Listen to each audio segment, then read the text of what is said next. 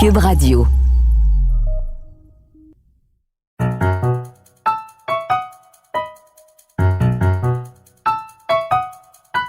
Ici Mathieu Bock-Côté et bienvenue aux Idées mènent le monde.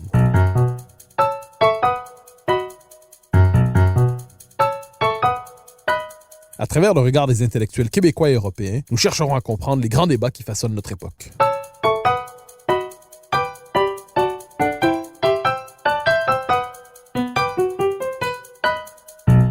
Dimanche dernier, le 25 avril, se tenait à Paris une manifestation pour marquer la révolte de bien des Français devant l'antisémitisme dans les suites de l'affaire Sarah Halimi, torturée puis assassinée par Kobili Traoré en 2017 et qui a ressurgi dans l'actualité judiciaire ces derniers jours. Cette affaire ouvre sur une question plus large, celle de l'émergence d'un nouvel antisémitisme en Europe et en France en particulier depuis quelques années et qui est liée à la mutation démographique qui frappe ce continent. Pour en parler, je reçois la journaliste Rachel Binas qui vient de signer dans Marianne un remarquable reportage sur cette manifestation. Rachel Binas, bonjour. Bonjour. Alors, question première, tout simplement, pourquoi tant de Français se sont-ils rassemblés dimanche dernier dans les rues de Paris dans le cadre de cette affaire Sarah Halimi? Pourriez-vous nous résumer l'état d'esprit de cette manifestation et ce à quoi elle répondait? Donc, près de 20 000 personnes se sont réunies à Paris, environ 5-6 000 dans le reste de la France selon les villes. Donc, une mobilisation plutôt importante, mais on a connu quand même des rassemblements plus conséquents. Elle avait plusieurs motifs. Le premier, c'était une contestation de la décision de la Cour de cassation dans l'affaire donc Sarah Halimi, décision qui a confirmé l'irresponsabilité pénale de l'auteur de ce meurtre. La deuxième était bien sûr un hommage, un soutien à Sarah Halimi et à ses proches, surtout à sa famille. Et puis, c'était également une manière pour les personnes rassemblées de souligner cet antisémitisme qui est très important en France, qui est même parfois croissant et qu'on a tendance à banaliser. Donc c'est autour de ces trois motifs, de ces trois raisons que des personnes, en effet, que des milliers de personnes ont souhaité se rassembler. Alors, vous avez utilisé une formule qui revient souvent dans le paysage français, mais qui nous est peut-être moins familière ici en Amérique du Nord. Vous parlez de nouvel antisémitisme. Pourquoi parle-t-on d'un nouvel antisémitisme? Parce que pendant très longtemps, on a considéré, et c'était en partie vrai, que l'antisémitisme venait de groupes à droite de la droite, à l'extrême droite, ce qui est le cas, mais ce n'est pas suffisant. Si vous voulez, on a observé un changement, une bascule déjà dans les années 80-90 en France. On aime à chaque fois à exprimer sa surprise quand un fait de cette nature arrive dans l'actualité, s'impose, mais en réalité, c'est bien plus ancien, cette question de la bascule de l'antisémitisme. Et pour beaucoup d'observateurs, en réalité, l'antisémitisme est toujours celui de l'extrême droite. Il ne provient pas, comme on peut l'observer, comme même certains rapports le montrent, d'une population arabo-musulmane qui, notamment, importe le conflit israélo-palestinien, c'est l'une des raisons, mais qui ont aussi parfois, du fait de leur éducation, de la famille dans laquelle ils évoluent, des préjugés antisémites extrêmement forts, avec lesquels la République, l'école, la France tentent de rivaliser non sans difficulté. Et vous connaissez ce mot de Nietzsche, la croyance que rien ne change provient soit d'une mauvaise vue, soit d'une mauvaise foi. La première se corrige, la seconde se combat. Donc, encore aujourd'hui, même si ça tend un petit peu à s'amoindrir, pour certains intellectuels, politiques, etc., l'antisémitisme ne peut venir que de l'extrême droite.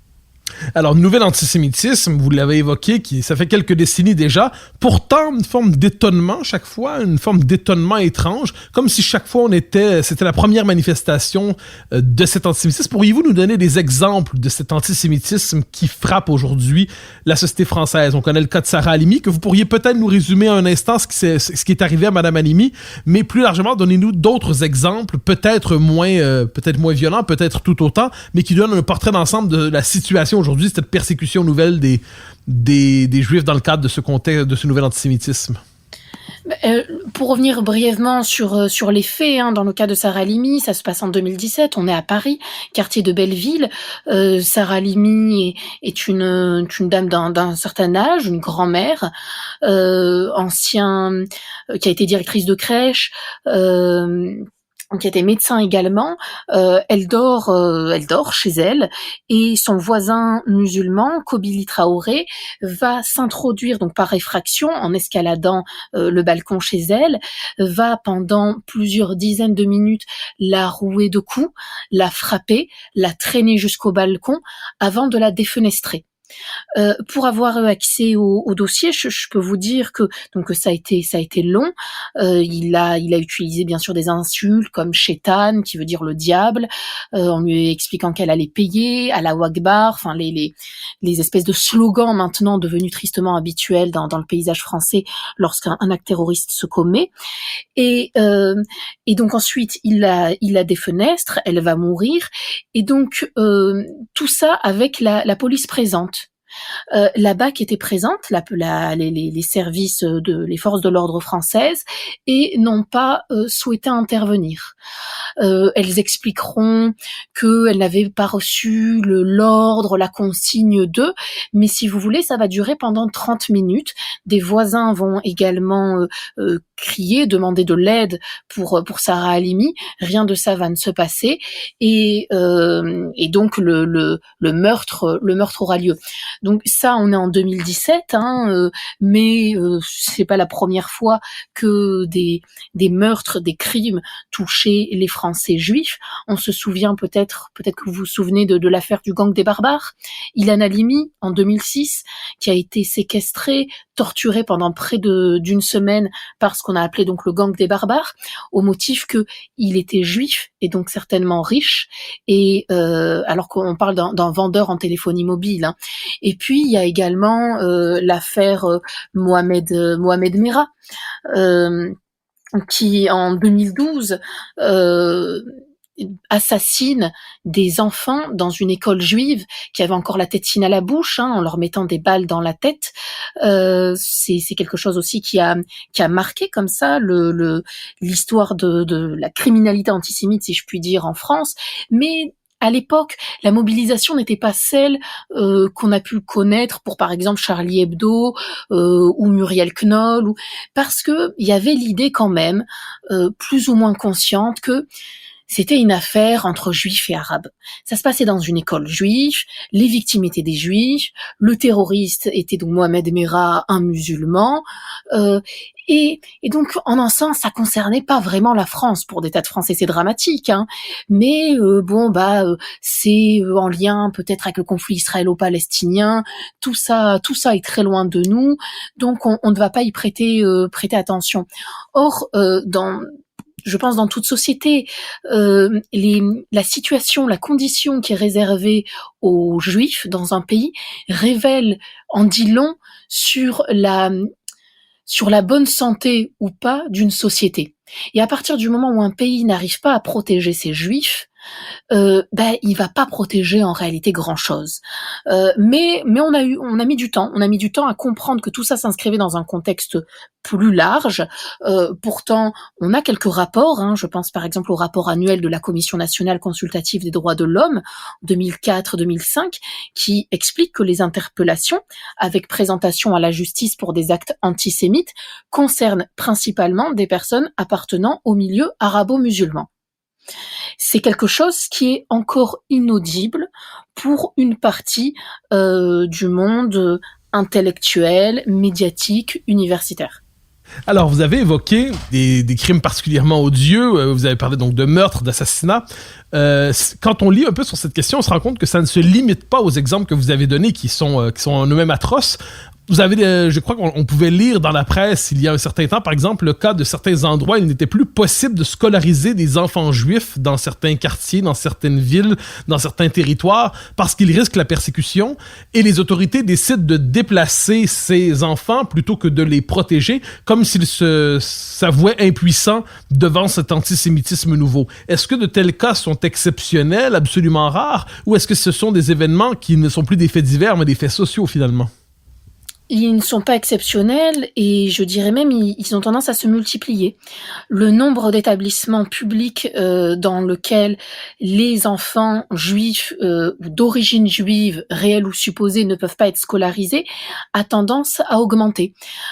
C'est encore une fois une situation qui est loin d'être nouvelle.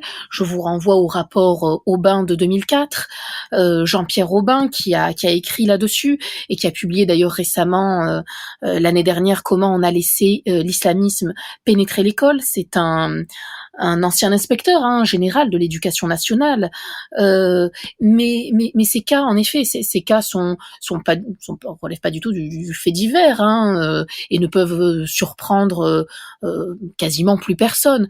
Par exemple, début des années 2000, déjà début des années 2000, dans les établissements de Tourcoing, de Roubaix, dans le nord de la France, donc, avec une composition, une population arabo-musulmane très présente dans ces deux villes, eh bien, on ne pouvait pas scolariser un enfant dans un collège, donc classe, on va dire, de l'équivalent, alors j'ai un petit peu du mal, je suis désolée de trouver l'équivalent du collège, on va dire pour des jeunes allant de 12 à 15 ans.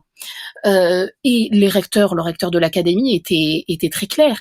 Il expliquait, nous ne sommes pas en mesure d'assurer la sécurité de ces enfants, donc nous allons devoir les changer d'établissement, soit en les envoyant dans des villes avec une composition sociale et ethnique différente, comme à Lille, ou alors on vous demandera de les scolariser dans le privé. Mais on ne peut pas, et on le sait très bien, les scolariser dans le public, avec même parfois alors une espèce de complicité au sein de l'établissement scolaire de la part de certains proviseurs, de directeurs d'établissement qui considèrent que de toute façon le racisme ça concerne les Arabes mais pas vraiment les Juifs, ou même des propos comme mais cet enfant n'aurait jamais dû dire qu'il était d'origine juive. Il s'est mis d'origine juive. Il s'est mis dans une situation bien trop délicate. Voyons, on ne dit pas ce genre de choses à Roubaix ou à Tourcoing. Alors il y a Roubaix, Tourcoing. On peut citer aussi certaines villes d'Île-de-France, Marseille. Mais voilà, il y a comme ça un nombre d'établissements dans lesquels il n'est pas possible de scolariser un enfant sans lui faire prendre des risques à partir du moment où il est juif.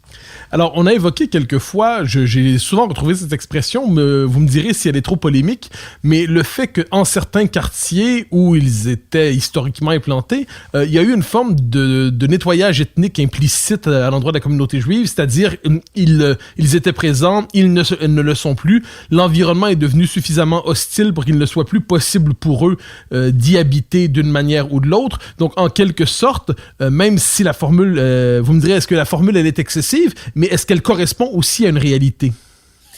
Je parlerai pas de nettoyage ethnique parce que ça voudrait dire qu'il y a un élément intentionnel derrière. Je pense pas que ce soit le cas. C'est un mouvement en fait qui se fait. On ne demande pas aux Juifs de partir, loin de là, mais la situation est telle qu'ils ne peuvent pas faire autrement que de déménager. Alors en effet, on parle souvent, et à juste titre, de ce qu'on appelle les alias, c'est-à-dire ces Français juifs, ou ces Juifs de manière générale, qui quittent leur pays pour rejoindre Israël. Pour vous donner un ordre d'idée, entre 2000 et 2017 en France, 55 000 juifs ont fait leur alia, ce qui correspond quasiment à 10% des Français de confession juive. Donc le premier motif d'alia, il reste religieux, mais on sait que l'aspect sécuritaire agit vraiment comme un accélérateur. Donc il y a ces alias, il y a aussi des déménagements qui se font, des installations qui peuvent se faire au Québec, au Canada, aux États-Unis ou au Royaume-Uni par exemple. Et puis il y a en effet quelque chose qui est assez intéressant à noter, c'est des Juifs qui décident de délaisser l'Est en Île-de-France pour l'Ouest. Il y a un mouvement d'exode au sein même de la France, avec des Juifs qui, quand ils le peuvent, parce que tous n'en ont pas les moyens, qui essayent de fuir justement ces zones sensibles. Sarcelles, par exemple, qui est une ville une, une ville d'Île-de-France qui a été surnommée longtemps la petite Jérusalem, en raison de sa communauté juive très importante, ville plutôt populaire, les synagogues se vident. La synagogue de Saint-Denis, par exemple, à la suite de jets de cocktails Molotov, a dû fermer. Donc aujourd'hui en France, quand vous passez devant une synagogue, très souvent vous avez une sécurité particulière, des militaires, des policiers qui doivent assurer donc la sécurité du lieu. Donc ça c'est en effet le quotidien des Français juifs. Mais permettez-moi justement de vous relancer là-dessus. Je le dis cette fois-là sous le signe de l'expérience. J'ai accordé à quelques reprises des entretiens, des entrevues au fil du temps dans des radios communautaires juives, ainsi de suite. Et ce qui frappe quand on y arrive, c'est la protection, c'est la sécurité, c'est le dispositif, je dirais pas militaire, mais pas loin, paramilitaire, pour assurer la protection des lieux. On apprend ensuite, vous venez de le dire, devant les synagogues, devant les écoles juives. Est-ce qu'on peut dire que globalement, la communauté juive, ou à tout le moins les Français juifs, tout simplement, ont aujourd'hui besoin de cette protection au quotidien pour être capables d'évoluer dans ce qu'on pourrait appeler des institutions communautaires? Et B, la question vous semblera peut-être étrange, mais est-ce que les Français juifs se sont habitués à vivre avec de telles mesures? Parce que vu de l'extérieur, il y a quelque chose d'hallucinant là-dedans. Est-ce que les Français juifs se sont habitués à vivre sous cette protection et inversement à vivre dans ce sentiment d'insécurité très particulier puisqu'ils sont la cible justement d'agressions à répétition? Oui, et ils ont même parfois tendance à banaliser ce qu'ils vivent. Je notais dans l'article que vous avez cité, en début d'émission, j'ai rencontré deux jeunes juifs pratiquants, portant pour certains la kippa dans la rue, et l'un d'eux, à la carrure assez imposante, expliquait moi j'ai de la chance, on m'a jamais agressé, franchement je ne rencontre aucun problème, à part bien sûr les insultes de sales juifs dans la rue, mais rien de grave. Et il y a cette forme de banalisation, de triste banalisation qu'on peut aussi comprendre, parce que je pense que c'est éminemment humain. Il y a un moment, si vous n'arrivez pas à mettre une distance, aussi triste et dramatique soit-elle, vous n'arrivez même plus à vivre.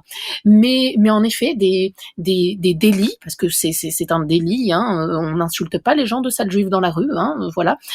Des délits sont normalisés. Alors ils sont normalisés par les juifs eux-mêmes et également par les observateurs, parce que j'insiste là-dessus, mais quand les politiques feignent la surprise lorsque des rapports sont publiés en expliquant tiens mais regardez la difficulté qu'être juif, mais ça dure depuis les années 90. Personne ne tombe de haut, à moins de vivre dans une grotte, mais personne n'est surpris. Donc oui, il y a cette banalisation, cette triste banalisation du mal, et force est de constater aujourd'hui que si la France dépêche autant de moyens pour assurer la sécurité de ces lieux, de ces établissements, c'est que la menace est réelle. Je me souviens, j'ai assisté au procès de Charlie Hebdo et l'Hyper Cacher, l'année dernière, et l'un des témoignages, un des jeunes hommes qui a été victime de cet acte terroriste à l'Hyper Cacher, qui travaillait, un juif, avant qu'il ne meure, expliquait à son collègue que lorsqu'il sortait de l'Hyper Cacher et qu'il avait un sac, sur le sac était mentionné le nom de l'Hyper Cacher, vous savez, avec le logo du supermarché, il retournait le sac pour que le logo surtout n'apparaisse pas, pour tenter d'éviter justement des agressions. Ça c'est pas, il y a rien de, ça ne relève pas de la paranoïa. C'est-à-dire que très régulièrement, les actes, des actes antisémites sont commis en France. Pour vous donner un ordre d'idée, entre 1999 et 2000, donc l'intifada frappait son plein, le nombre d'actes antisémites en France est passé de 82 en 1999 à 744 en 2000. Donc les juifs, du moins lorsqu'ils sont pratiquants, se sont tristement habitués à ce climat-là.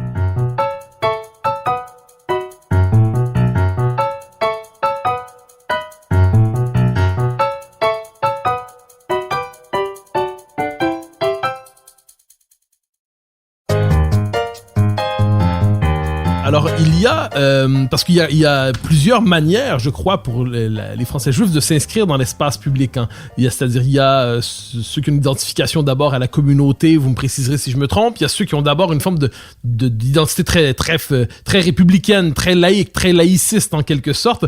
On évoque quelquefois, par exemple, le fait que, par exemple, je peux penser à plusieurs figures dans l'espace public qui défendent aujourd'hui justement la culture française, les mœurs françaises. On peut penser à des gens comme Elisabeth Lévy, on peut penser comme Anne Finkielkraut, on peut penser à plusieurs personnes qui, d'une manière ou de l'autre, dans l'espace public, portent cette parole. La question que je vous poserais, c'est quelle est la réaction globalement, assez largement, des Français juifs par rapport à cette situation? Un réflexe de défense communautaire, un réflexe de défense par l'universalisme et le républicanisme, ou la fuite, tout simplement l'exode, la LIA, comme vous avez évoqué. Quelles sont les différentes réactions dans la communauté juive par rapport à cette situation, par rapport à ce contexte?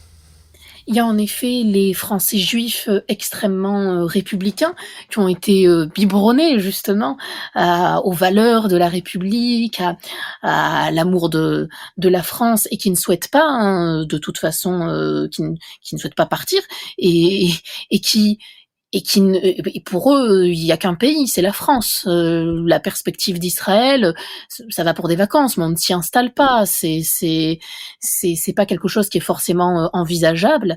Il y a en effet des juifs qui sont pratiquants et qui pensaient parfois qu'il y avait un projet d'installation d'Aliyah pour des raisons religieuses, mais qui vont accélérer en fait ce processus, cette installation en famille, parce que par exemple, souvent ils expliquent, hein, ils ont peur pour leurs enfants, ils n'ont pas envie que leurs enfants grandissent dans un pays qui peine justement à leur assurer une sécurité.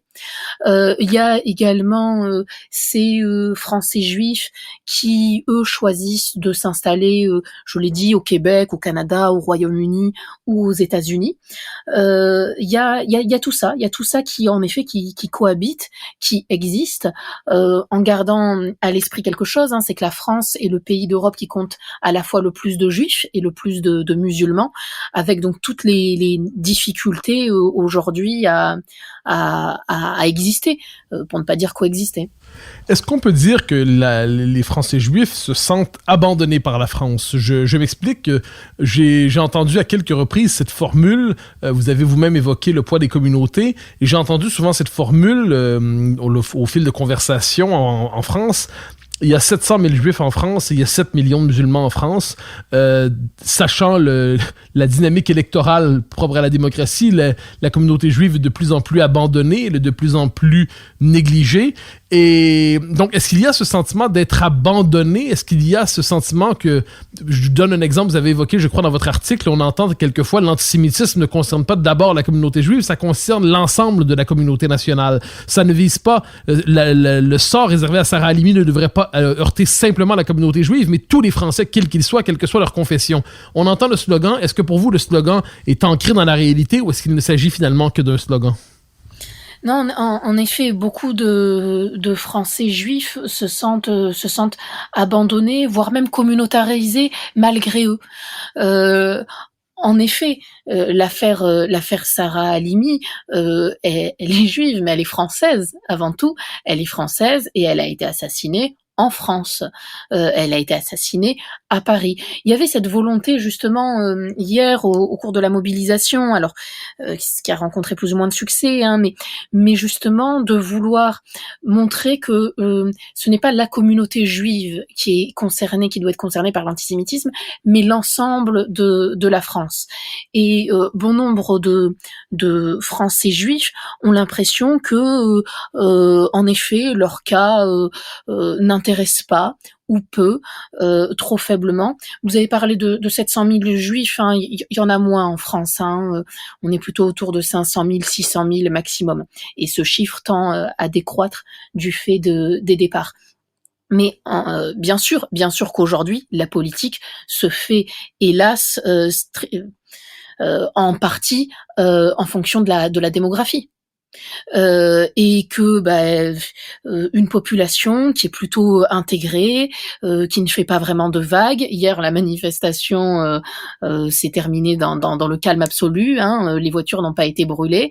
Les Français juifs ont l'impression de ne pas vraiment intéresser. Alors il y a une préoccupation dans les discours, il y a une préoccupation une fois par an au dîner du CRIF, mais sinon, c'est une suite comme ça de ce qu'on considère des faits divers sur lesquels on met une espèce de pansement, mais jamais on ne s'attaque réellement aux racines du mal. On a déjà des difficultés à identifier ce mal, à le nommer.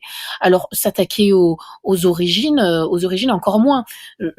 Pardonnez d'insister, mais je pense que ça c'est important. Encore une fois, ça date pas de 2012 ou 2017, ça date des années 90. Ilan Halimi, le gang des barbares, c'était 2006. On est en 2021. Alors, j'aimerais vous relancer sur un élément qui est en lien exactement avec ce que vous venez de dire. Je m'intéressais à la manifestation de dimanche, aux différents discours qui ont été tenus, aux différents tweets qui se faisaient, aux déclarations. À notre époque, se fait aussi par tweet. Et j'ai lu à quelques reprises cette espèce de déclaration qui m'a étonné. On dit c'était Sarah Halimi aujourd'hui, et oui, elle était juive, mais ça pourrait être demain une femme chrétienne, une femme musulmane, et ainsi de suite. Et j'ai eu l'impression, en entendant cela, qu'on cherchait un peu à diluer l'événement. C'est-à-dire, finalement, l'antisémitisme était nié dans sa singularité, la violence contre les Juifs de France était finalement relativisée, et elle n'était légitime que parce qu'on faisait une forme d'amalgame en disant que ça pourrait être quelqu'un de toutes les communautés. Est-ce qu'il n'y a pas dans d'un tel discours une volonté de diluer ce qui se passe alors que l'événement est en lui-même tout à fait singulier, en lui-même tout à fait d'une immense violence? Est-ce qu'il n'y a pas une volonté de diluer les événements lorsqu'on parle ainsi? Alors je vais peut-être me faire l'avocat du diable. C'est peut-être également une manière d'expliquer que ça doit concerner tout le monde et que le terrorisme ne touche pas seulement les juifs, mais il peut toucher, on l'a vu, des policiers, des dessinateurs, des militaires, etc. Ensuite, en effet, là où vous avez raison, c'est que si c'est une manière ensuite d'évacuer la spécificité de l'antisémitisme en France, là ça devient extrêmement problématique parce que elle n'a pas été visée parce que c'était une Française, elle a été apparemment visée parce qu'elle était juive et que ce n'est pas la première, on a eu l'occasion là de l'évoquer, ça sera certainement pas la dernière. Il faut parler franchement. La situation dans les écoles ne s'améliore pas. La situation dans un certain nombre de villes, même dans l'espace public, est devenue extrêmement problématique. Aller porter une kippa à Roubaix et à Tourcoing ou à Barbès, je dis pas que c'est impossible, mais bonne chance. J'aime à croire que votre espérance de vie ne sera pas diminuée, mais c'est arrivé. J'ai assisté, par exemple, dans le métro entre Tourcoing et Roubaix, justement un juif portait la kippa, un arabe lui a fait remarquer qu'il fallait faire attention. Il était bienveillant en expliquant mais attention, mais enlevez votre kippa, si quelqu'un vous voit, vous prenez des risques. Et là un homme, alors je ne sais pas de quelle confession, noir, a pris la parole et a voulu expliquer que il avait raison de la porter et que c'était pas normal que il faille encore se cacher et qu'il fallait l'accepter comme tel, etc. Ces scènes comme ça d'humanité, elles sont précieuses, elles sont extrêmement importantes. Mais pour combien d'actes antisémites et combien de situations qu'on a décidé d'accepter depuis au moins une vingtaine d'années? Alors, nous nous rapprochons de la fin de notre entretien. Vous avez évoqué un peu plus tôt le fait que rares sont ceux chez les politiques qui voudraient s'en prendre à la racine du mal. S'en prendre, autrement dit, non pas se contenter de surenchères sécuritaires en disant qu'on va mettre les policiers devant les crèches juives, devant les écoles juives, devant les synagogues, devant les restaurants peut-être un jour, à moins que ce soit déjà le cas, mais créer les conditions pour restaurer les conditions d'une sécurité véritable pour que cette réalité de l'insécurité visant les Français juifs pour que cette réalité soit surmontée, déconstruite et qu'enfin on retourne à une vie paisible et normale pour eux.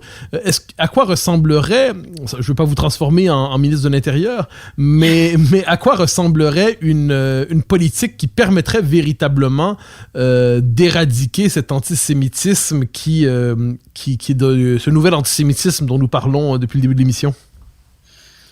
C'est très compliqué parce qu'il y a un élément démographique qu'il faut prendre en compte. Je vous citais l'exemple des écoles à Tourcoing.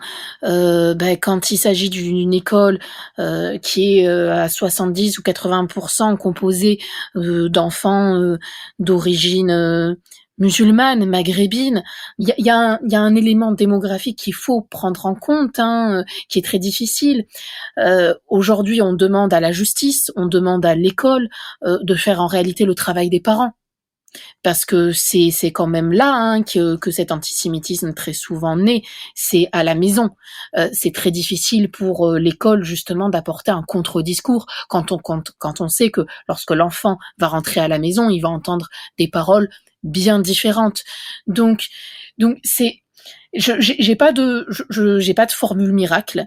Vraiment pas. Il faut en tout cas que les sanctions soient sévères. Il faut aussi se pencher sur ces personnes qui de fait collaborent par un clientélisme, je pense là aux politiques, en fermant les yeux, en refusant de nommer les choses. Ça c'est important, mais je crois que ça va être un combat, c'est un marathon dans lequel on s'engage. C'est pas un sprint. La course va être longue. D'ici là, on aura d'autres événements tragiques. La situation des Juifs en France ne va pas s'améliorer pour tout de suite. Mais encore une fois, rivaliser avec les familles, c'est quelque chose d'extrêmement complexe. Alors on pourrait justement mettre le paquet, si je puis dire, sur l'école, mais avec toutes les limites que comporte l'exercice, quand on a laissé justement un antisémitisme s'installer depuis une vingtaine d'années. Alors, nous arrivons à la fin de cette émission. Rachel Binas, par ailleurs, vous êtes familière, je me permets de le dire, avec la société québécoise. Vous la connaissez très bien. Vous êtes familière avec ses codes. D'ailleurs, vous en parlez régulièrement en France et vous parlez très bien de la France aux Québécois. Auriez-vous un dernier commentaire, justement, à la lumière peut-être de la situation québécoise sur cette question que nous avons abordée depuis le début de l'émission?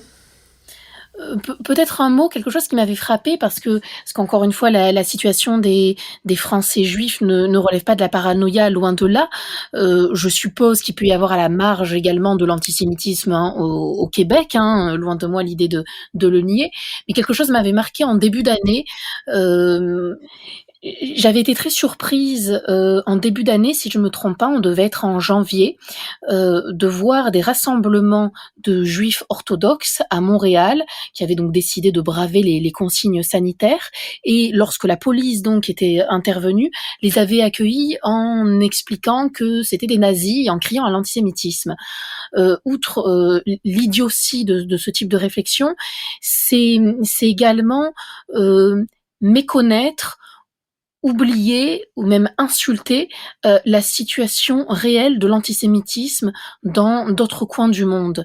Et c'est une manière, en fait, je pense, de relativiser un problème qui est réel, qui existe, qui fait des victimes, de véritables victimes. Et c'est un type de réaction qui ne sert personne, qui ne les sert pas eux, qui ne sert pas la communauté juive et qui est loin d'élever le débat. Alors, Rachel Binas, pour ces derniers commentaires à la lumière de la société québécoise, vous me rappelez le titre de votre article de Marianne sur la manifestation autour de Sarah Halimi? Le titre est un peu long, c'est « Affaire Sarah Halimi, entre colère et désolation, des milliers de manifestants rassemblés à Paris ». Alors, je me permets d'y référer, vous le trouverez donc sur le site de Marianne, je me suis permis de le partager sur ma page Facebook et Twitter parce que je le trouvais tout à fait remarquable. Je vous invite à le lire, et par ailleurs, Rachel Binas, je vous remercie infiniment pour votre passage aux Idées mènent le monde. Merci à vous.